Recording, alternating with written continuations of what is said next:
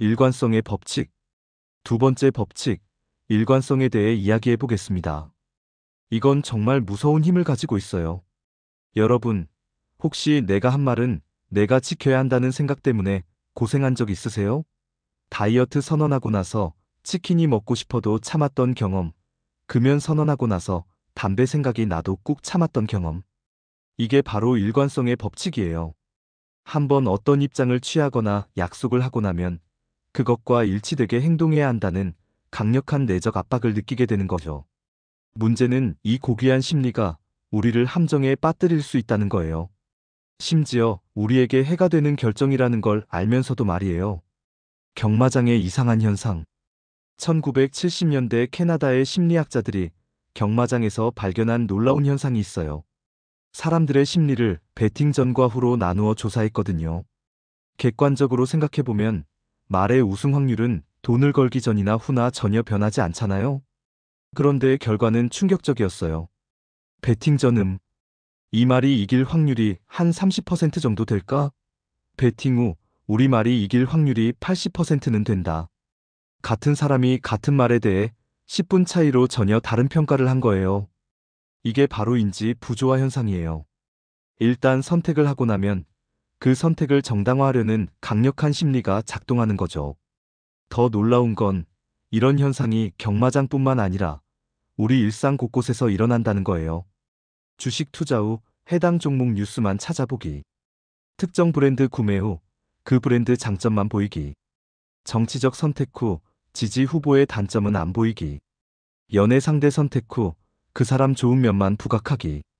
우리는 자신의 선택이 옳았다는 증거만 찾고 틀렸다는 증거는 무시하려고 해요. 일관성의 법칙이란? 일관성의 법칙을 좀 더 깊이 들여다봅시다.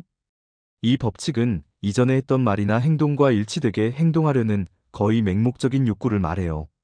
스탠포드 대학교의 레온 페스팅거가 1957년 발표한 인지 부조화 이론이 이를 뒷받침해요. 우리의 행동과 신념이 일치하지 않으면 심리적으로 매우 불편해지고 이 불편함을 해소하기 위해 행동이나 신념 중 하나를 바꾸려고 한다는 거죠. 재미있는 건 대부분의 경우 신념보다는 행동이 신념을 바꾼다는 거예요. 실제 사례를 볼까요? 1970년대 스탠포드 대학교의 필립 지마르도가 한 교도소 실험이 유명해요. 평범한 대학생들을 무작위로 간수와 죄수 역할로 나눴어요. 처음엔 단순한 역할극이었죠. 그런데 며칠 지나자 어떻게 됐을까요? 간수 역할을 맡은 학생들은 정말 권위적이고 잔혹해졌고, 죄수 역할을 맡은 학생들은 실제로 우울해하고 복종적이 됐어요. 너무 위험해져서 2주 예정이었던 실험을 6일 만에 중단했을 정도였어요. 이게 바로 역할이 정체성을 만든다는 증거예요. 우리는 자신이 한 행동에 맞춰 자신의 정체성을 조정하는 경향이 있어요. 해변의 라디오 실험. 이제 일관성의 법칙이 얼마나 강력한지 보여주는 유명한 실험을 소개할게요. 1972년 뉴욕 해변에서 진행된 토마스 모리어티 교수의 실험이에요. 실험 1단계 연구자가 해변에서 라디오를 틀어놓고 수영하러 바다에 들어가요. 그 사이 공범이 도둑처럼 나타나서 라디오를 훔쳐가려고 해요. 결과 20명 중 단 4명만이 도둑을 제지했어요.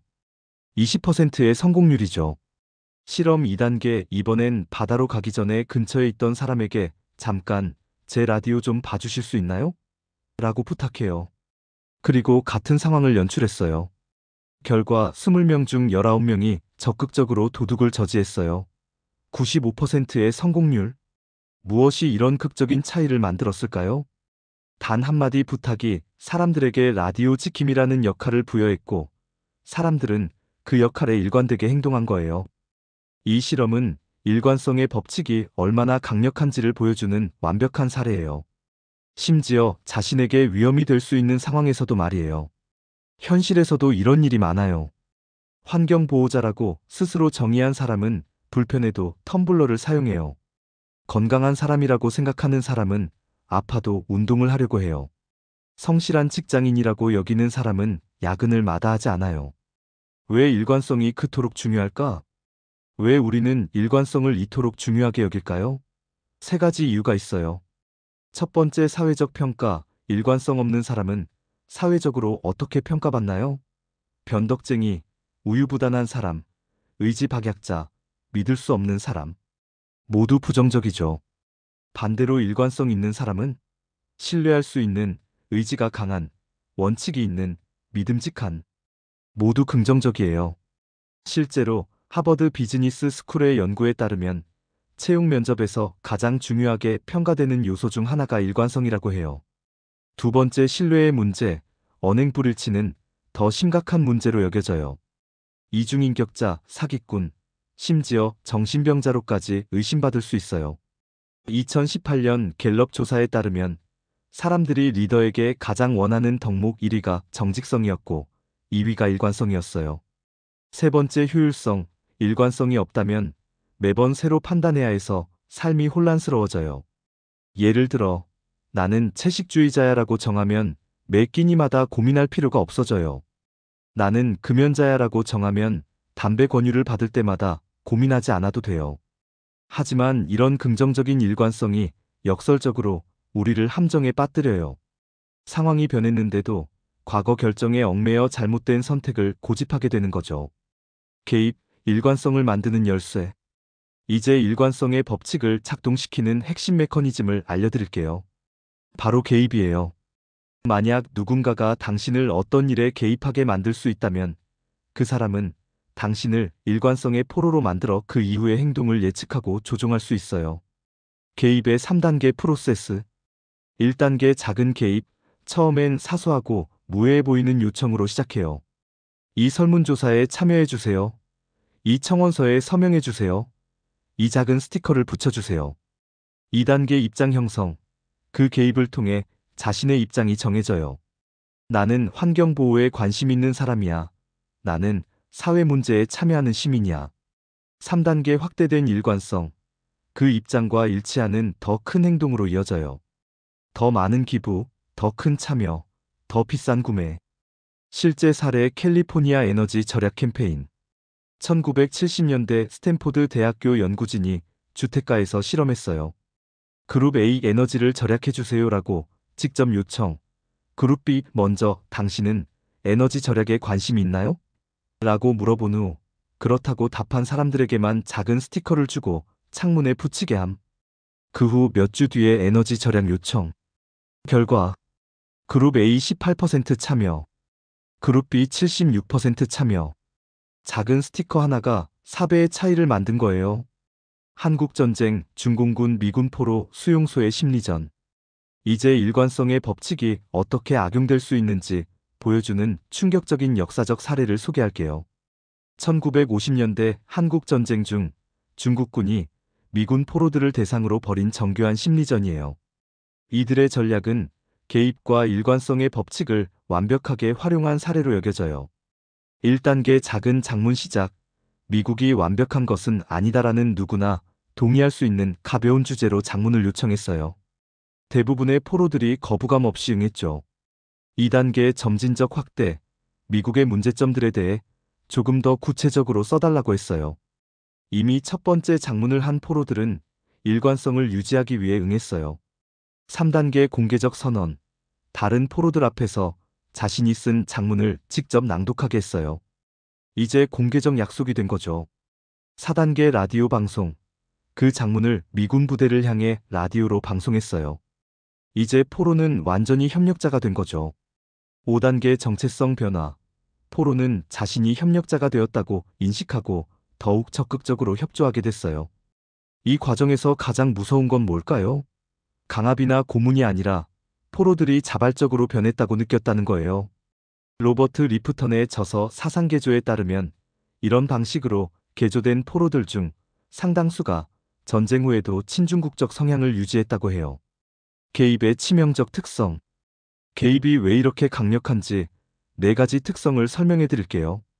1. 자발성의 환상. 가장 무서운 건 외부 강압이 없었기 때문에 사람들이 자신의 생각이 자발적으로 변했다고 믿게 된다는 거예요. 심리학자 엘리엇 아론슨의 연구에 따르면 강제로 시킨 행동보다 자발적으로 한 행동이 태도 변화에 더 큰 영향을 미친다고 해요. 왜냐하면 내가 선택한 거니까 내 생각이 맞을 거야라고 합리화하거든요. 2. 서면 기록. 말로만 하는 것과 글로 쓰는 것은 완전히 달라요. 중국의 심리학자 왕충밍의 연구에 따르면 같은 약속이라도 구두로 한 것보다 서면으로 한 것이 찍혀질 확률이 3배 높다고 해요. 자신의 필적으로 남은 증거는 부인할 수 없거든요. 현재 모든 계약서, 서약서, 동의서가 서면으로 이뤄지는 이유가 바로 이거예요. 3. 공개성. 다른 사람들 앞에서 입장을 밝히면 후퇴하기가 매우 어려워져요. MIT의 연구에 따르면 개인적으로만 한 약속의 이행률 47%, 5명 앞에서 한 약속의 이행률 78%, SNS에 공개한 약속의 이행률 89%, 체면과 자존심이 개입하기 때문이에요. 4. 점진적 확대. 한 번에 큰 것을 요구하지 않아요. 작은 개입부터 시작해서 서서히 확대하면 저항이 최소화돼요. 이걸 발과 입구 전략이라고 해요. 1966년 스탠포드의 조너선 프리드먼이 증명한 기법이죠. 일관성 법칙 활용과 방어. 이제 일관성의 법칙을 어떻게 활용하고 방어할 수 있는지 알려드릴게요. 긍정적 활용법. 목표 달성의 활용. 작은 목표부터 공개적으로 선언하기. SNS나 블로그에 진행 상황 공유하기. 주변 사람들과 약속하기. 일관성 있는 행동 패턴 만들기. 습관 형성의 활용. 나는 운동하는 사람이야 라는 정체성부터 만들기. 작은 행동으로 시작해서 점진적 확대. 운동복 입고 사진 찍어서 공유하기. 운동일지 작성하기. 팀 결속의 활용. 공동 목표에 대한 공개적 약속. 팀 헌장이나 가치관 함께 만들기. 개인별 역할과 책임 명확히 하기. 방어 전략 속마음 체크하기. 정말 내가 원하는 건가? 자신에게 정직하게 질문하세요. 일관성 때문에 하는 건지, 정말 필요해서 하는 건지 구분하세요. 과거 결정 재검토. 상황이 변했다면 과거 결정을 재평가하세요. 그때는 맞았지만 지금은 다를 수 있다는 걸 인정하세요. 작은 개입 경계, 사소한 요청이라도 신중하게 판단하세요. 이게 더 큰 것의 시작일 수 있을까? 생각해 보세요. 유연성 허용. 마음을 바꾸는 것이 나쁜 게 아님을 인정하세요. 오히려 새로운 정보에 따라 생각을 바꾸는 것이 지혜로운 거예요. 유명한 경제학자 존 메이너드 케인스의 말처럼 사실이 바뀌면 나는 내 의견을 바꾼다. 당신은 어떻게 하는가?